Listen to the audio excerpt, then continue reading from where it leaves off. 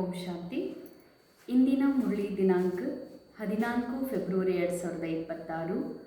ಇಂದಿನ ವಿಶೇಷ ಮುರಳಿ ಮಹಾವಾಕ್ಯಗಳು. विशेष शिव जयंती निमित्त मीठे बच्चे, तुम सर्वोत्तम सौभाग्यशाली ब्राह्मण कुलभूषण हो. तुम्हें स्वयं भगवान बधाइयाँ देते हैं. मधुर मಕ್ಕಳೇ, ತಾವು ಸರ್ವೋತ್ತಮ ಸೌಭಾಗ್ಯಶಾಲಿ ಬ್ರಾಹ್ಮಣ ಕುಲಭೂಷಣರಾಗಿದ್ದೀರಿ. ತಮಗೆ ಸ್ವಯಂ ಭಗವಂತನೇ ಆಶೀರ್ವಾದ ಅಥವಾ ಶುಭಾಶಯಗಳನ್ನು ನೀಡ್ತಾ ಇದ್ದಾರೆ. ಸರ್ವೋತ್ತಮ ಸೌಭಾಗ್ಯಶಾಲಿ ಬ್ರಾಹ್ಮಣ ಕುಲಭೂಷಣರು. ಸರ್ವೋತ್ತಮ ಅರ್ಥಾತ್ ಪಾತ್ರದಲ್ಲಿ ಅತ್ಯಂತ ಶ್ರೇಷ್ಠ ಪಾತ್ರ ಹಾಗೂ ಅವಸ್ಥೆಯಲ್ಲಿ ಅತ್ಯಂತ ಶ್ರೇಷ್ಠ ಆ ಅವಸ್ಥೆಯ ಸತ್ಯ ಅನುಭೂತಿಯನ್ನು ಯಾರು ರೀಚ್ ಮಾಡಿದಾರೋ ಅಂತಹ ಆತ್ಮರೇ ಬ್ರಾಹ್ಮಣರು. ಈ ದೇಹದಲ್ಲಿ ಇದ್ದೂ ಕೂಡ ದೇಹಾತೀತ ಸ್ಥಿತಿಯ ಅನುಭವವುಳ್ಳವರೇ ಬ್ರಾಹ್ಮಣರು. ಅಂತಹ ಈ ಒಂದು ಸರ್ವೋತ್ತಮ ಸೌಭಾಗ್ಯಶಾಲಿ ಬ್ರಾಹ್ಮಣ ಕುಲ ಇಡೀ ಕಲ್ಪದಲ್ಲೇ ಅತಿ ಶ್ರೇಷ್ಠ ಆಗಿದೆ, ಸರ್ವೋತ್ತಮ ಆಗಿದೆ. ಅಂತಹ ಕುಲಕ್ಕೆ ಭೂಷಣರು ಅಂತಾರೆ ಬಾಬಾ. ಅಂದಮೇಲೆ ನಿಮ್ಮಂತಹ ಈ ರೀತಿ ಸರ್ವೋತ್ತಮ ಸ್ಥಿತಿ ಅವಸ್ಥೆ ಉಳ್ಳಂತಹ ಆತ್ಮರಿಗೆ ಸ್ವಯಂ ಪಿತಾ ಪರಮಾತ್ಮನೇ ಆಶೀರ್ವಾದಗಳನ್ನು ಶುಭಾಶಯಗಳನ್ನು ನೀಡ್ತಾ ಇದ್ದಾರೆ.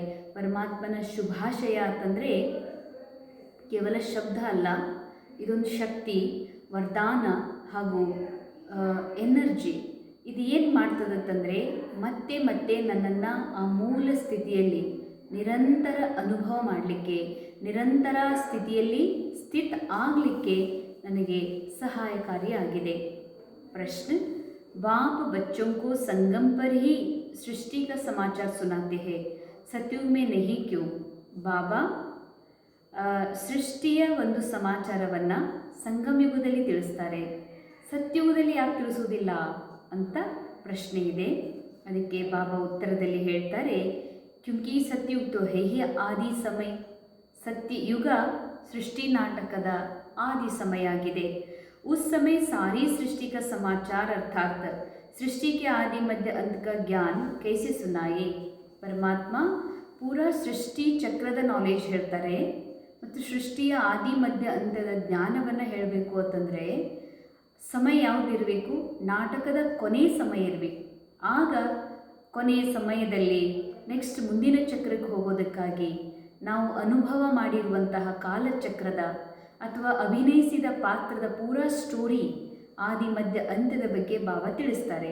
ಆದರೆ ಸತ್ಯುಗದಲ್ಲಿ ಈಗ ಶುರುವಾಗಿದೆ, ಸ್ಟೋರಿ ಈಗ ಶುರುವಾಗಿದೆ. ಇನ್ನೂ ನಮ್ಮ ಪೂರ್ವಜರು ಹೀಗಿದ್ದರು, ಅವರ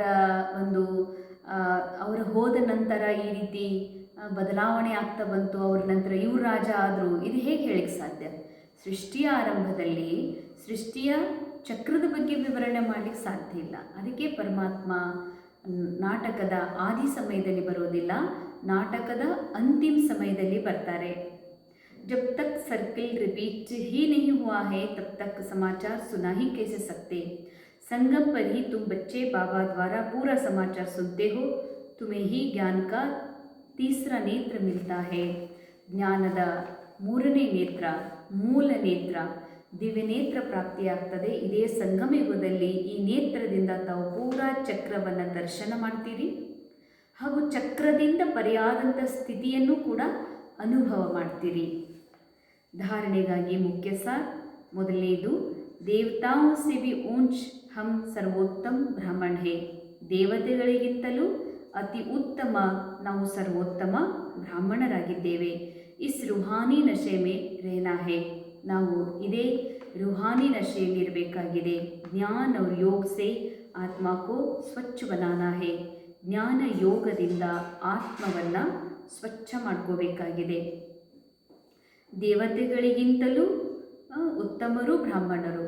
ಹೇಗೆ ಅಂದರೆ ದೇವತೆಗಳು ಭಲೆ ಆತ್ಮ ಅಭಿಮಾನಿ ಸ್ಥಿತಿಯಲ್ಲಿದ್ದಾರೆ, ಭಲೆ ದೇವತೆಗಳು ಸಂಪೂರ್ಣ ಏಕತೆಯ ಸನಾತನ ಧರ್ಮದ ಮೂಲ ಸ್ವರೂಪದಲ್ಲಿದ್ದಾರೆ. ಆದ್ರೂ ಬ್ರಾಹ್ಮಣರವರಿಗಿಂತಲೂ ಶ್ರೇಷ್ಠರು ಅಂತ ಯಾಕೆ ಹೇಳ್ತಿದ್ದಾರೆ ಅಂತಂದರೆ, ಬ್ರಾಹ್ಮಣರು ಡೈರೆಕ್ಟ್ ಪರಮಾತ್ಮನ ನಿರ್ದೇಶನದ ಅನುಸಾರ ಸಂಪೂರ್ಣ ತನ್ನ ಆತ್ಮಸ್ಥಿತಿಯಲ್ಲಿ ಸ್ಥಿತಾಗಿ ಕಲಿಯುಗದ ದುಃಖದಲ್ಲಿಯೂ ಕೂಡ, ಪಾತ್ರದಲ್ಲಿ ಏರುಪೇರುಗಳಿದ್ದರೂ ಕೂಡ, ರಾವಣನ ರಾಜ್ಯದಲ್ಲಿಯೂ ಕೂಡ ಪರಮಾತ್ಮನನ್ನು ಅರಿತು ತನ್ನ ಮೂಲ ಸ್ಥಿತಿಯಲ್ಲಿ ಸ್ಥಿತಾಗ್ತಾರಂತಂದರೆ ಇದು ಸರ್ವೋತ್ತಮ ಕುಲ, ಸರ್ವೋತ್ತಮ ಧರ್ಮ ಮತ್ತು ಸರ್ವೋತ್ತಮವಾದಂಥ ಜೀವನ ಆಗಿದೆ. ಈ ಸದಾ ನಶೆಯಲ್ಲಿರಿ, ಈ ನಶ ಸದಾ ಮಕ್ಕಳಿಗೆ ಇರಬೇಕಾಗಿದೆ. ಜ್ಞಾನ ಯೋಗದಿಂದ ಆತ್ಮವನ್ನು ಶುದ್ಧ ಸ್ವಚ್ಛ ಮಾಡಿಕೊಡ್ರಿ. ಆತ್ಮನ ಶುದ್ಧ ಅಂದರೆ ಆತ್ಮ ಸದಾ ಸ್ವಚ್ಛ ಇದೆ, ಮನಸ್ಸನ್ನು ಸ್ವಚ್ಛ ಮಾಡಿಕೊಡ್ರಿ ಅಂತ. सेकंड पॉइंट, सबको शिव बाबा के अवतरण की बधाइयाँ देनी है। बाबा का परिचय देकर पतित से पावन बनाना है, रावण दुश्मन से मुक्त करना है. ಸರ್ವರಿಗೂ ಶಿವ ಬಾಬಾರವರ ಅವತರಣೆಯ ಶುಭಾಶಯಗಳನ್ನು ಅವಶ್ಯ ಕೊಡ್ರಿ. ಬಾಬಾರ ಪರಿಚಯವನ್ನು ಎಲ್ಲರಿಗೂ ಕೊಡ್ರಿ. ಪತಿತ ಪಾವನ ತಂದೆ ಪರಿಚಯ ಕೊಟ್ಟು ಎಲ್ಲರನ್ನ ಪಾವನ ಮಾಡುವಂತಹ ದಾರಿಯನ್ನು ತೋರಿಸ್ರಿ. ರಾವಣ ದುಶ್ಮನನಾಗಿರುವ ಕಾರಣದಿಂದ ರಾವಣ ದುಶ್ಮನನಿಂದ ಮುಕ್ತರಾಗುವಂಥ ಯುಕ್ತಿ ಮಾರ್ಗದರ್ಶನ ಎಲ್ಲರಿಗೂ ಮಾಡ್ತಾ ಇರಬೇಕಿದೆ.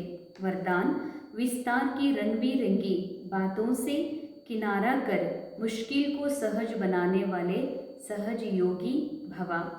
ವಿಸ್ತಾರದ ಬಣ್ಣ ಬಣ್ಣದ ಮಾತುಗಳಿಂದ ಸರಿದು ದೂರ ಆಗಿ ಕಠಿಣತೆಯನ್ನು ಸಹಜ ಮಾಡುವಂಥ ಸಹಜ ಯೋಗಿಗಳು ಆಗ್ರಿ.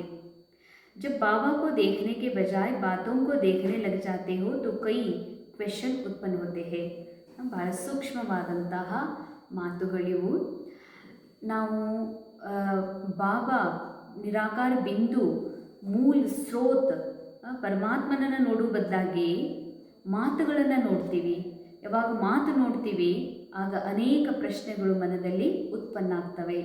ಅಂದರೆ ಬೀಜದಲ್ಲಿ ವಿಸ್ತಾರ ಅಂತೂ ಇದೆ, ಡೈರೆಕ್ಟ್ ವಿಸ್ತಾರದಲ್ಲೇ ಹೋಗ್ಬಿಟ್ರೆ ಡೈರೆಕ್ಟ್ ನಿರಾಕಾರ ತಂದೆಯೊಳಗನೆ ಸೃಷ್ಟಿ ಚಕ್ರದ ನಾಲೆಜ್ ಇದೆ. ಆದರೆ ತಂದೆಯನ್ನು ಬಿಟ್ಟು ಬೀಜವನ್ನು ಬಿಟ್ಟು ಈ ನಾಟಕದ ಮಾತಿನಲ್ಲಿ ಹೋಗ್ತೀರಿ ಅಂದ್ರೆ, ಮಾತುಗಳು ಅಂದ್ರೇ ಈ ನಾಟಕ ರಿಯಲ್ ಅಂದ್ಕೊಳ್ತೀರಿ. ಈ ನಾಟಕದಲ್ಲಿ ಪಾತ್ರಧಾರಿಯಿಂದ ನಡೀತಾ ಇರುವಂಥ ಏನೆಲ್ಲ ಮಾತುಗಳಿವೆ, ಈ ಮಾತುಗಳನ್ನು ಇಷ್ಟು ರಿಯಲ್ ಫೀಲ್ ಮಾಡ್ತೀರಿ ಅಂತಂದ್ರೆ ಬಾಬಾ ಹೇಳ್ತಾರೆ ಭಾಳ ಪ್ರಶ್ನೆಗಳು ಹುಟ್ಟುತ್ತಾವೆ ಮನಸ್ಸಿನಲ್ಲಿ. तो सहज बात भी मुश्किल अनुभव होने लगती है. ನಾಟಕ ಭಾಳ ಸಹಜ ಇದೆ, ಸಹಜ ನಾಟಕ ಕಠಿಣ ಅನ್ನಲಿಕ್ಕೆ ಶುರುವಾಗ್ಬಿಡ್ತದ. ಕ್ಯೂಂಕಿ ಬಾತೆ ಹೇ ವೃಕ್ಷ और ಬಾಬಾ ಹೇ ಬೀಜ. ಮಾತು ಅಂದರೆ, ಡ್ರಾಮಾ ಅಂದರೆ, ಈ ದೈಹಿಕ ಜೀವನ ಅಂದ್ರೇ ವಿಸ್ತಾರ ಅಂತ ಹೇಳ್ತಾರೆ ಬಾಬಾ. ಆದರೆ ಬಾಬಾ ಏನಿದ್ದಾರೆ, ಬೀಜ ಇದ್ದಾರೆ, ಮಾತುಗಳು ವೃಕ್ಷ ಆಗಿವೆ. जो विस्तार वाले वृक्ष को हाथ में उठाते हैं वह बाबा को किनारे कर देते हैं. ಈ ವಿಸ್ತಾರ ರೂಪಿ ವೃಕ್ಷವನ್ನು ಯಾರು ಹಿಡ್ಕೊಂಡ್ಬಿಡ್ತಾರೋ ಅವರು ಬಾಬಾ ಬೀಜದಿಂದ ದೂರ ಆಗಿಬಿಡ್ತಾರೆ, ಸೈಡ್ ಆಗಿಬಿಡ್ತಾರೆ. ವಿಸ್ತಾರ ಏಕ್ ಜಾಲ್ ಬನ್ ಜಾತಾ ಹೈ. ಈ ಡ್ರಾಮಾ, ಜೀವನದ ಕಥೆ ಇದೆಲ್ಲ ರಿಯಲ್ ಅನಿಸಿ ಇದರ ಒಳಗೆ ಸುಳಿ ಒಳಗೆ ಸಿಕ್ಕಾಕೊಳ್ತಾರೆ, ಆ ಜಾಲದಲ್ಲಿ ಸಿಕ್ಕಾಕೊಂಡು ಬಿಡ್ತಾರೆ. जिसमें फंसते जाते हैं. बातों के विस्तार में रंग बिरंगी बातें होती है जो अपनी ओर आकर्षित कर लेती है. ಮಾತು ಅನ್ನುವಂಥ ವಿಸ್ತಾರದಲ್ಲಿ ಬಣ್ಣ ಬಣ್ಣದ ಮಾತುಗಳಿರೋದ್ರಿಂದ ಆ ಮಾತು, ಈ ನಾಟಕದೊಳಗಿನ ಪ್ರತಿ ಮಾತು ಈ ಮನಸ್ಸನ್ನು ತನ್ನ ಕಡೆಗೆ ಅಟ್ರ್ಯಾಕ್ಟ್ ಮಾಡ್ತದೆ ಅಂತಾರೆ ಬಾಬಾ. ಇಸಿಲಿಯೇ ಬೀಜ ರೂಪ ಬಾಬಾ ಕಿ ಯಾದ್ ಸೆ ಬಿಂದಿ ಲಗಾಕರ್ उससे किनारा कर लो तो सहज योगी बन जाएंगे. ಬೀಜ ರೂಪ ಬಾಬಾರ ಸ್ಮೃತಿಯಿಂದ, ಬೀಜದ ಸ್ಮೃತಿ, ಬೀಜದ ಜೊತೆಗಿನ ಕನೆಕ್ಷನ್ ನಿನಗೆ ಗಟ್ಟಿ ಆಯಿತು ಅಂತಂದರೆ ವಿಸ್ತಾರ ಆಟೋಮೆಟಿಕ್ ಆಗಿ ಸಮಾಪ್ತಿಯಾಗಿಬಿಡ್ತದೆ ಅಂತಾರೆ ಬಾಬಾ. ಆಗ ನೀನು ಸಹಜ ಯೋಗಿ. ಯಾವ ಕಠಿಣ ಅನ್ನಿಸ್ತಾ ಇದೆ ಈ ಜೀವನದಲ್ಲಿ, ಬ್ರಾಹ್ಮಣನಾದ ಮೇಲೆ, ಬ್ರಹ್ಮಕುಮಾರ ಆದಮೇಲೂ ಕೂಡ ಜೀವನ ಕಠಿಣ ಅನ್ನಿಸ್ತಾ ಇದೆ ಅಂತಂದ್ರೆ ಇದೆಲ್ಲವೂ ಸಮಾಪ್ತಾಗಿ ಜೀವನ ಬಹಳ ಸಹಜ, ಯೋಗಿ ಜೀವನವು ಸಹಜ ಜೀವನದ ಅನುಭವ ಆಗಲಿಕ್ಕೆ ಶುರುವಾಗ್ತದೆ. ಸ್ಲೋಗನ್, ಮೇ और मेरेपन की अलाई को समाप्त करना ही रियल गोल्ड बनना है. ಬನ್ನಾ ಹೇ ಬಾಬಾ ಹೇಳ್ತಾರೆ, ನಾನು ನನ್ನದೆನ್ನುವಂಥ ಅರಗನ್ನು ತೆಗೆಯೋದೇ ರಿಯಲ್ ಗೋಲ್ಡ್ ಆಗೋದು ಅಂತಾರೆ ಬಾಬಾ. ಆತ್ಮ ರಿಯಲ್ ಗೋಲ್ಡ್ ಇದೆ. ಆತ್ಮನ ಮನಸ್ಸಿನಲ್ಲಿ ಅರಗು ಮಿಕ್ಸ್ ಆಗಿದೆ, ಅಲಾಯಿ ಮಿಕ್ಸ್ ಆಗಿದೆ. ಅದು ಅಲಾಯಿ ಏನದು? ನಾನು, ನಂದು, ನೀವು, ನಿಂದು.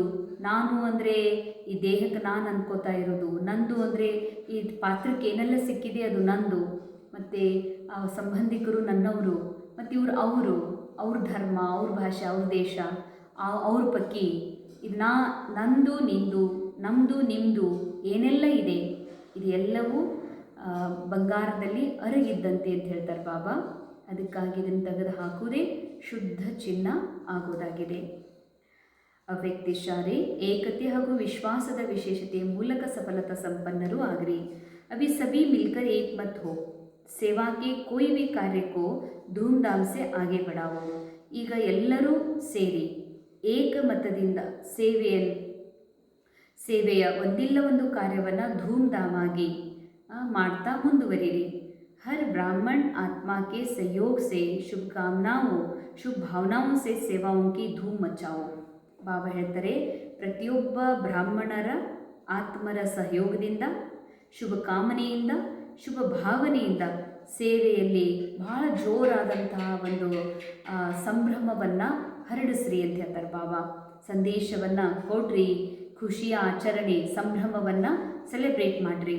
अगर कोई मुख से बोल नहीं सकते तो मनसा वायुमंडल से मुख की सुख की वृत्ति सुखमय स्थिति से सुखमय संसार बनाए. ಎಲ್ಲ ಬ್ರಾಹ್ಮಣರು ಸೇರಿ ಸುಖಮಯ ಸಂಸಾರದ ಒಂದು ತಯಾರಿ ಮಾಡಿರಿ. ಈಗ ಯಾರಿಗೋ ಮಾತಾಡ್ಲಿಕ್ಕೆ ಬರೋದಿಲ್ಲ, ಅವರಿಗೆ ಸಂದೇಶ ತಿಳಿಸ್ಕೊಡ್ಲಿಕ್ಕೆ ಬರೋದಿಲ್ಲ ಅಂತಂದರೆ ಡ್ರಾಮಾನುಸಾರ ಅದಿಲ್ಲ ಅಂತ ತಿಳ್ಕೊಡ್ರಿ. ಯಾಕೆ? ಇದ್ರ ಬದಲಾಗಿ ಏನು ಸೇವಾ ಮಾಡ್ಬೋದು ಅಂತಂದರೆ, ಸುಖ ಸ್ವರೂಪ ಆಗಿ ಈ ಸುಖಮಯ ಸಂಸಾರ ಸ್ಥಾಪನೆಗಾಗಿ ಸುಖದ ವೈಬ್ರೇಷನ್ ಹರಡಿಸ್ಬೋದಲ್ಲ.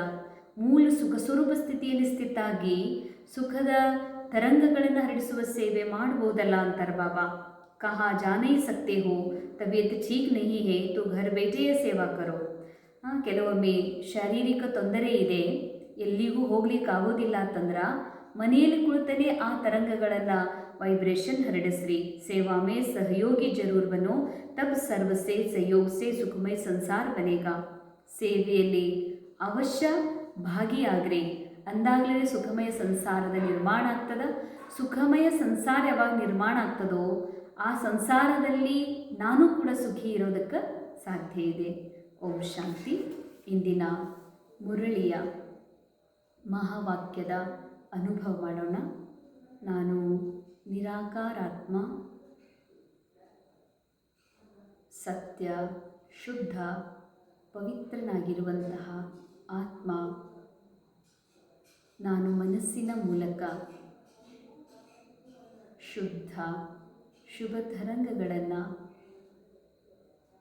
ಹರಡಿಸುತ್ತಿರುವೆ. ಯಾಕೆಂದರೆ ನನ್ನ ಮೂಲ ಸ್ಥಿತಿ ನಿರಾಕಾರ ಸತ್ಯ ಸ್ವರೂಪವಾಗಿದೆ. ನನ್ನ ಮೂಲ ಸ್ವರೂಪ ಶಾಂತಿ ಸುಖವಾಗಿದೆ.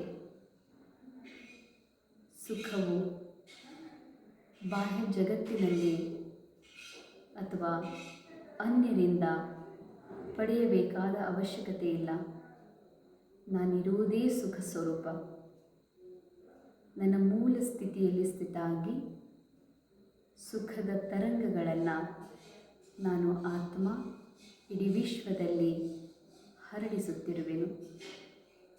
ಓಂ ಶಾಂತಿ.